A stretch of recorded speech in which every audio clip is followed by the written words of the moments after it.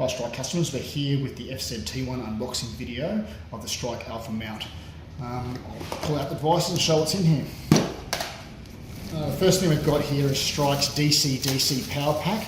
This goes up to 3 amps worth of output. So it's for enterprise grade power. That's absolutely perfect. It certainly suits the Panasonic FZT1. Next we have one of our mounts. This is a round mount with an amps pattern on the end. As I'll show you in a second, the back of the Strike Alpha Cradle has amps mounting on it, so it doesn't really matter where you want to mount it. We've got a mounting solution for you. And this is the Strike Alpha Cradle. So essentially there's the amps mounting on the back, which you connect to the mount there, and the device simply slides on down onto those pogo charging pins, like so.